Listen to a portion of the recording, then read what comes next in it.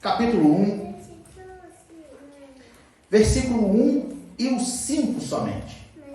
Versículo 1 e o versículo 5.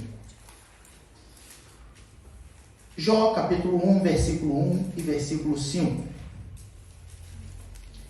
Que diz assim: havia um homem na terra de Uz, cujo nome era Jó, e este era homem sincero, reto e temente a Deus, e desviava-se do mal. O versículo 5. Sucedia, pois, que tendo decorrido o turno de dias de seus banquetes, enviava Jó, e os santificava, e levantava de madrugada, e oferecia holocausto, segundo o número de todos eles. Porque dizia Jó: porventura pecaram meus filhos e blasfemaram de Deus no seu coração. Assim o fazia Jó continuamente. Amém? Bom, eu estava meditando nessa semana e estava pedindo a Deus uma palavra, e eu tenho visto algumas situações de alguns irmãos na igreja, e não só na igreja, mas também com outros irmãos que a gente tem contato lá do Brasil e tudo. E a gente vê um costume de que muito a gente ora intercedendo pelos outros. E muitas das vezes, muitos irmãos que eu tenho conversado, e por isso veio essa palavra ao meu coração, muitos irmãos têm intercedido pelos outros, mas ele mesmo está fraco. E eu comecei a pensar, e muitos irmãos eu aconselhei dessa forma. Amada, antes que você interceda por alguém, você precisa estar vivo. Um morto não intercede por ninguém. E é sobre isso que eu gostaria de falar hoje. Porque muitas das vezes nós nos preocupamos em interceder por A, interceder por B, e esquecemos de interceder por nós mesmos. Eu esqueço de buscar a Deus pela minha própria vida. Eu esqueço de ser cheio primeiro, para depois eu alimentar alguém. E daí a gente vê muitas pessoas caindo, perecendo, porque é uma pessoa de oração, mas ela está fraca, porque ela não investe nela mesma. E eu estava fazendo uma analogia, e eu comecei a pensar da seguinte forma: lá no Brasil, quando eu cheguei a fazer prova para entrar para a área militar, para ser fuzileiro naval, aí a gente viu a situação da seguinte forma: um soldado que é médico, ele é ensinado a cuidar dos outros no meio da guerra. Ele tem que ir lá e ele tem que salvar a vida de alguém no meio da guerra, aquele tiroteio, bomba explodindo e tudo. Ele é preparado para aquilo. Mas antes dele ser preparado para aquilo, ele tem um treinamento para se manter vivo. Porque se ele morrer no meio da guerra, ele não salva ninguém. Antes dele sair para socorrer, ele deve ter cautela, precaução, ele deve ter cuidado. Houve uma tragédia no meu bairro em 2011 e aquilo ficou todo devastado. E o bombeiro chegou e viu que tinha muitas pessoas subterradas num determinado local, mas era lama, que não podia pisar e afundar, porque afundava, né? Se pisasse ia se atolar todo, ia acabar com tudo. E aí os bombeiros, todo mundo desesperado: o bombeiro tem que salvar. Temos que salvar, mas primeiro a gente tem que ver como a gente vai chegar lá. Porque eles não vão colocar a própria vida em risco para salvar alguém. Primeiro eles analisam. Os riscos vão acontecer durante a caminhada, mas ele teve precaução para sair da onde ele está e ir para onde ele tem que ir. E isso me chamou muita atenção. E com base nisso, eu peguei Jó. Por quê? A Bíblia diz, no primeiro versículo, que Jó era homem sincero, reto e temente a Deus, e desviava-se do mal. E o segundo versículo que a gente leu, que é o versículo 5, diz que Jó intercedia pela sua família. E aí a gente pode pensar: mas Jó, ele era intercessor, Jó se preocupava. Mas Jó, primeiramente, ele fazia o papel dele como homem, cidadão e como servo de Deus. Primeiro, ele era reto. Primeiro, ele era sincero. Primeiro, ele desviava-se do mal, o temor a Deus. Jó era um homem temente a Deus. Tão temente que a Bíblia vem dizer, nos decorrer dos versículos, os irmãos já conhecem toda a passagem de Jó, mas relembrando os irmãos, ao decorrer dos versículos, Jó era tão temente, tão fiel, que quando Satanás foi se apresentar a Deus, Deus teve o orgulho de falar para Satanás: vistes o meu servo Jó? Jó, com a sua postura, Jó, com o seu comportamento, agradava, chamava a atenção de Deus para olhar para ele de uma forma boa. Jó, ele era sincero, como cidadão, sinceridade, honestidade, era reto, era um homem que não tinha duas palavras, como foi estudado, era absoluto, era sim, não, está errado, está certo, não tem que adaptar. Jó, ele era reto. E aí a Bíblia vem nos dizer que ele era temente a Deus, como servo de Deus, ele era temente a Deus e desviava-se do mal. Jó, ele fazia o seu papel como servo de Deus. Ele cuidava de si mesmo. Ele, em outras palavras, eu posso dizer, trazendo para nós, ele procurava ser cheio, ele procurava ser referência, ele procurava ter bom testemunho. Quem olhava para Jó, via um homem sincero. Quem olhava para Jó, via um homem reto.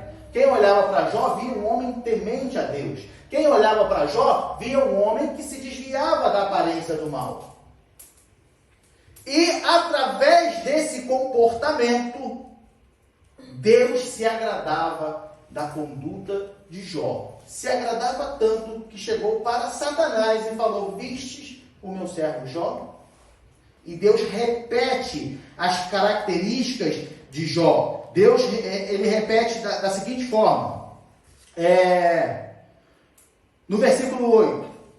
Observaste tu a meu servo Jó? Porque ninguém há na terra semelhante a ele.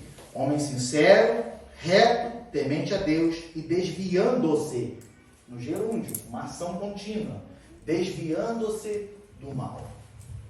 Não adianta eu querer interceder pela minha esposa, pelo meu filho, pelos irmãos da igreja, se eu não faço primeiramente o meu papel, que é ser temente a Deus, que é me desviar do mal. Meu papel como a moral de Deus que está em mim, nós temos aprendido isso na escola dominical, que é fazer o certo, fazer o que é honesto.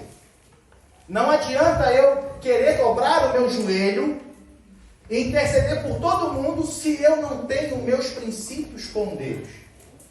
Primeiro eu tenho que fazer o meu papel como servo de Deus, para depois eu ter que interceder pelos outros.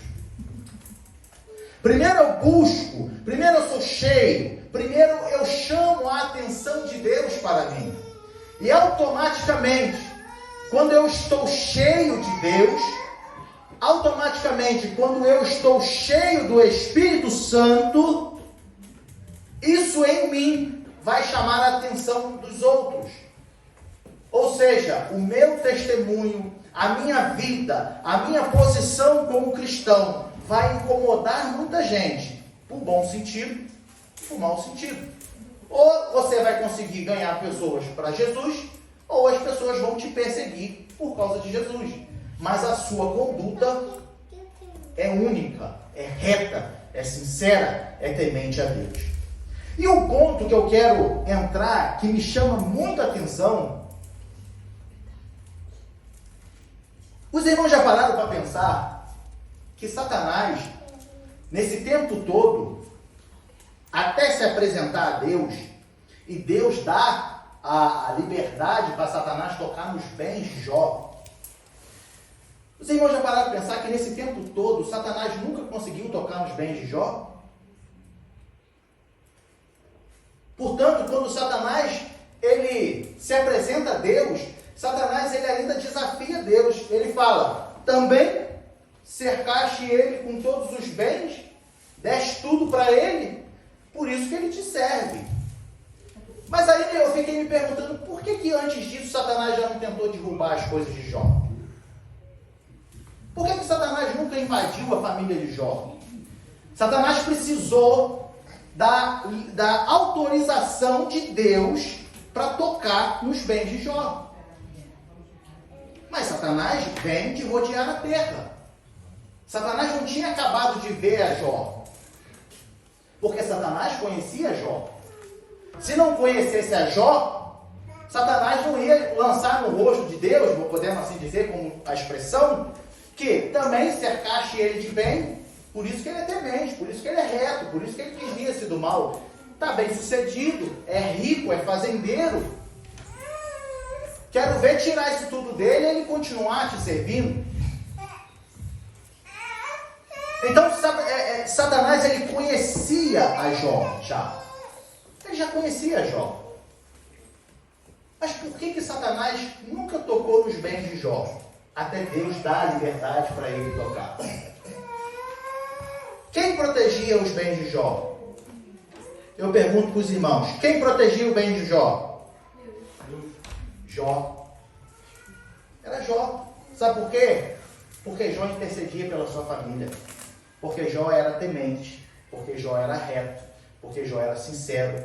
Porque mesmo os filhos dele, talvez, me faz pensar, não sendo cristão, não sendo temente a Deus, Jó toda madrugada oferecia holocausto por número de todos os filhos, dizendo assim, por acaso pecaram meus filhos no seu coração contra ti, Deus, mas perdoa meus filhos.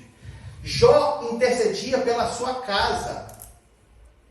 Jó, ele cumpria primeiramente o seu papel de homem, mas ele defendia a sua casa. Eu fico imaginando, Satanás lançando no rosto de Deus, falando assim, tu que cercaste ele de bens e tudo, por isso que ele te serve. E aí Deus, ele dá liberdade para Satanás tocar nos bens. Por quê? Para mostrar para Satanás que Deus não força ninguém a servir a ele.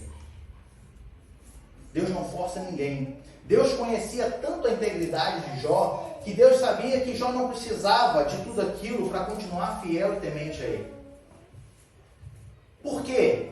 Para vencer Satanás, para mostrar para Satanás que o homem, ele pode por si só, se manter fiel, se manter temente, sem que Deus o manipule. Deus falou, olha, só não toca na vida dele, mas pode tirar tudo dele. Porque ele tem intercedido, aí eu fico imaginando Deus, né, no seu papel de Deus, falando assim, eu não tenho protegido diretamente para que ele seja fiel a mim. Eu protejo porque ele me pede, porque ele procura ser como tem que ser diante de mim. E isso chama a minha atenção. E eu guardo o que é dele. Mas o papel é dele de buscar todos os dias. Ele busca porque ele quer. Ele busca porque ele precisa buscar. Ele entende que sem mim, ele não é nada. Mas Jesus diz lá em Mateus, no capítulo 5, bem-aventurado o homem ou aquele que é pobre de espírito. Aquele que entende que sem Deus eu não sou nada. E Jó tinha isso no seu coração. Então, Deus, ele autoriza Satanás a tirar todos os bens para mostrar para Satanás, olha, eu não estou forçando ninguém a me servir. Eu não estou forçando ninguém a ser fiel a mim. Ele é fiel porque ele acredita. Ele é sincero, ele é reto, ele é temente. Porque ele tem integridade, ele tem princípios. E ele não troca esses princípios por nada. A gente vê Deus derrotando Satanás mais uma vez, sem usar o seu extremo poder. Eu já disse isso aqui algumas outras vezes, e quero abrir esse parêntese novamente. Muitos colocam Satanás como inimigo de Deus.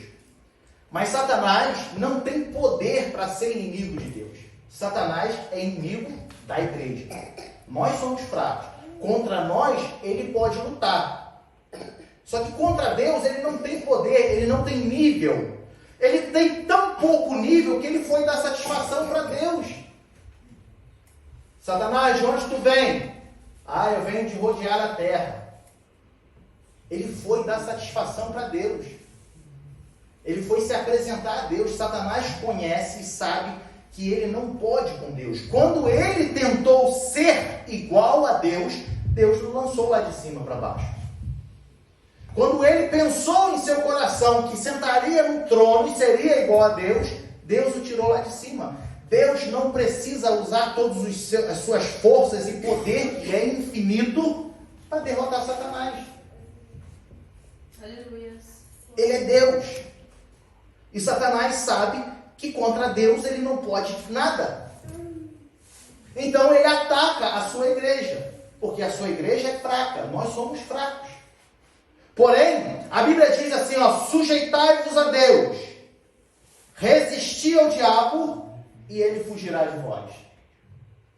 Se eu me sujeito a Deus, se eu busco ser cheio do Espírito Santo, se eu busco ser reto, se eu busco ser temente, se eu busco ser justo, se eu busco me desviar do mal, Satanás se desvia de mim. Ele foge de mim. Eu consigo resistir a Satanás. E era o que acontecia com os bens de Jó. Satanás não tocava nos bens de Jó, porque ele se sujeitava a Deus todos os dias.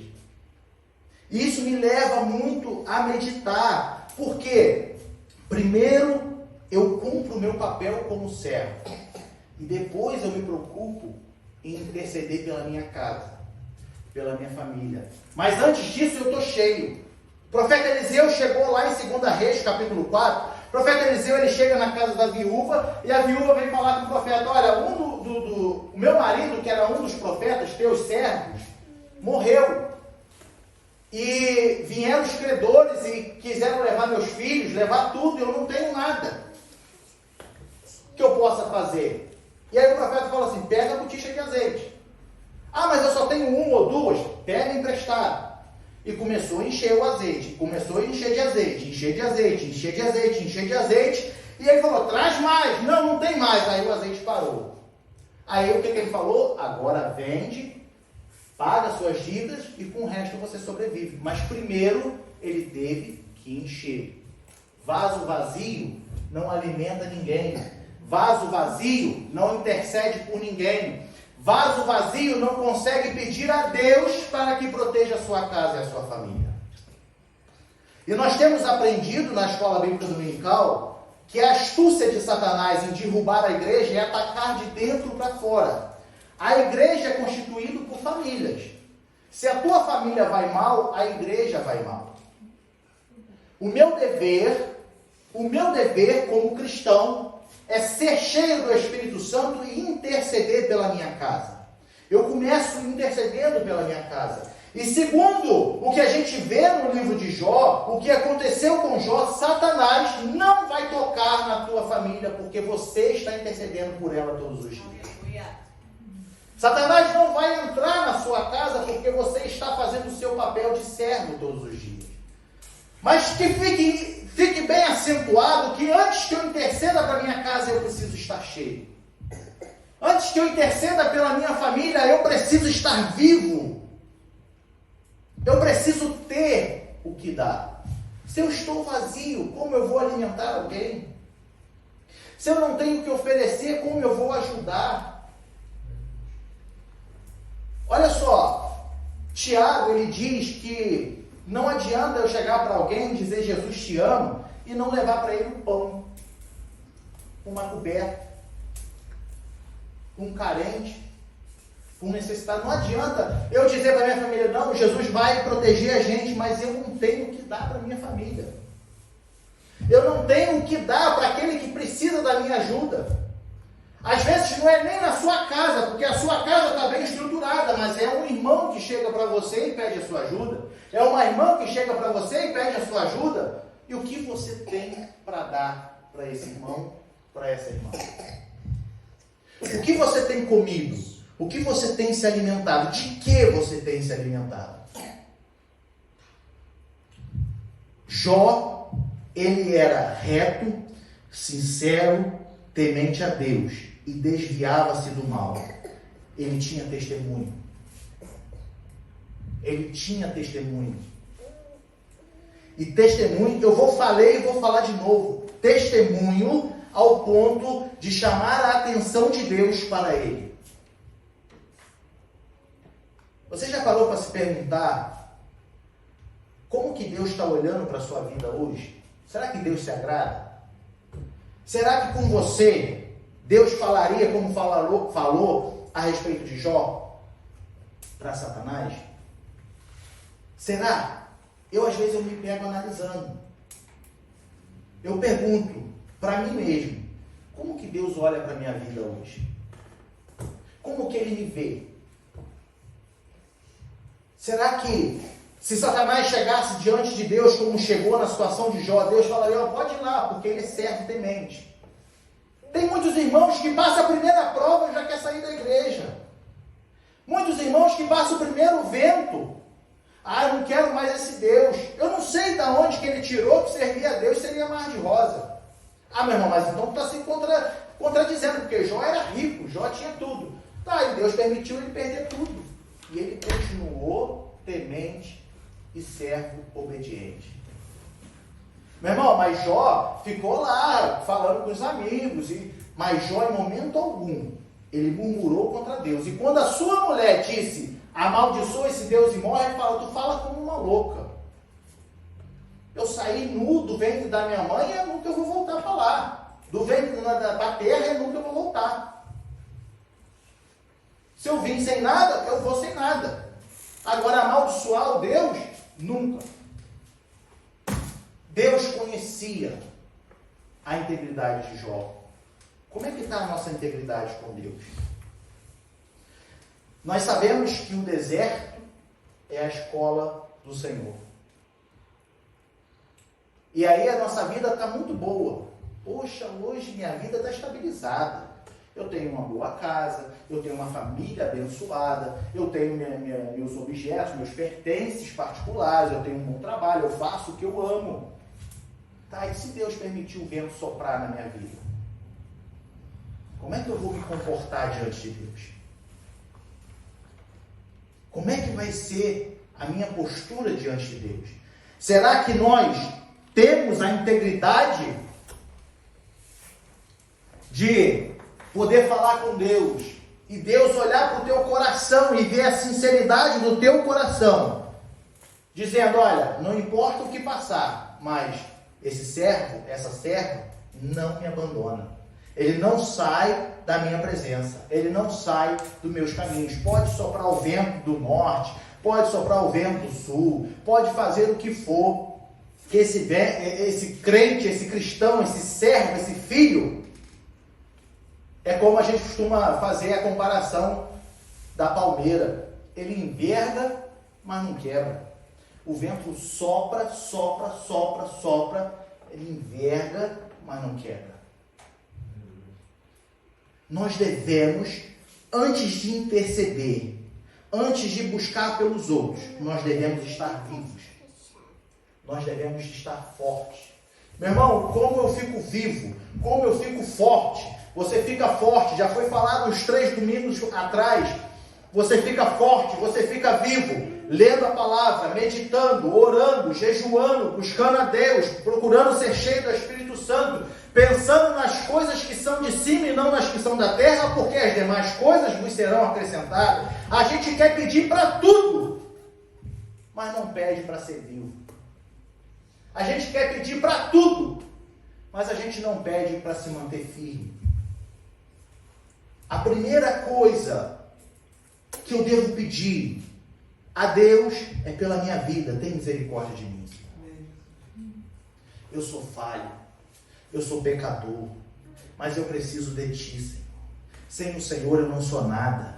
Se o Teu Espírito não estiver sobre a minha vida, que posso eu fazer para o Senhor? Quem sou eu nesse mundo se o Teu Espírito não me guiar? Nós vimos aqui na última mensagem o ministério, o papel do Espírito Santo na vida do cristão, que é ensinar e fazer lembrar, que é guiar em caminhos de verdade, que é encher, e como dons espirituais ele te capacita com poder, ele te dá poder, a virtude do Espírito Santo. Você pode profetizar, você pode ter revelação, mas o principal é que Ele te guia.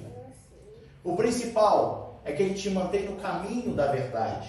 O principal é que Ele te mantém vivo. Melhor do que os dons é a ação do Espírito Santo na nossa vida. Quando eu tenho o Espírito Santo em minha vida, eu sou sensível. Eu entendo que eu preciso orar. Eu entendo que eu preciso buscar. Eu entendo que eu preciso ler. Eu entendo que eu preciso entender. Eu entendo que eu preciso meditar todos os dias. Ler a Bíblia não é meditar. Ler a Bíblia não quer dizer entender. Eu já falei e vou falar de novo.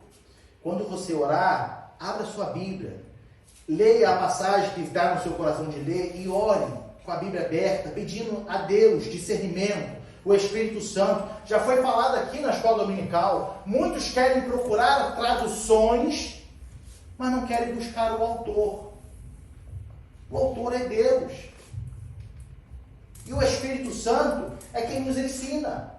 Deus nos ensina através do Espírito Santo como devo proceder, como devo me comportar, aonde que eu devo caminhar, com quem que eu devo ser amigo ou não, de quem que eu preciso me afastar. Jó era tudo isso. Porque apesar de nesse contexto não haver ação do Espírito Santo, o que eu penso que era mais difícil, nesse contexto, nesse tempo, ele não tinha acesso ao Espírito Santo como temos hoje. E pensa como que é muito mais difícil. É muito mais difícil manter a integridade com Deus do que nós hoje que temos o Espírito. Você faz algo errado, o coração logo dói e você sabe que você pecou. A gente teve testemunho aqui nos últimos cultos de pequenos detalhes que aos olhos dos homens não tem nada a ver, mas que o Espírito incomodou. O Espírito falou, não faz isso não. Olha o Deus que você serve. Testemunhos aqui. E aí Deus honrou a sinceridade, a fidelidade, a honestidade, e Deus abençoou. Às vezes é pequeno aos olhos dos homens, mas às vezes é esse espacinho, essa brechinha que Satanás precisa para entrar e destruir a tua vida, a tua casa, a tua família, tudo que você tem, a tua vida espiritual. Satanás, ele não tocava nos bens de Jó, porque Jó protegia os seus bens. Como? Orando a Deus. Jó protegia seus bens como? Intercedendo pelos seus filhos, que talvez nem tenham pecado, mas Jó falava, não, no seu coração eles podem ter blasfemado. Então Satanás não tinha brecha para entrar na vida de Jó. Satanás precisou da autorização de Deus. Olha que lindo isso. Deus teve que falar para ele, não, pode ir, toca, não toca na vida, mas no resto toca em tudo. E aí Satanás desceu no galope. Já chegou, já acabando com os filhos, já começou a devastar a fazenda, acabar com os animais. Mas Jó se manteve firme. E pela fidelidade de Jó, Deus deu tudo em dobro para ele. No final de Jó, a gente vê a vitória. E é assim que nós devemos ser. Antes que eu interceda, eu procuro ser cheio. Antes que eu interceda, eu procuro ser reto. Antes que eu interceda, eu procuro ser sincero. Antes que eu interceda, eu procuro ser temente. Antes que eu interceda, eu procuro me desviar do mal. E isso na minha vida já vai fazer a diferença por onde quer que eu entrar, por onde quer que eu passar. As pessoas ao meu redor. Hebreus capítulo 12, se não me falha a memória, diz que nós estamos cercados de uma grande nuvem de testemunhas. E o que essas testemunhas estão testemunhando em relação à tua vida? Amém? Fique com essa palavra, medite nisso e procure a Deus a ser cheio do Espírito Santo, estar vivo, avivado na palavra, não é movimento, avivado na palavra. E assim você vai ter força para interceder pela tua casa, pelos teus filhos, pelo teu emprego, por tudo que você tem na terra, você vai apresentar a Deus e Deus vai proteger. Amém, igreja? Amém. Assim eu encerro essa palavra.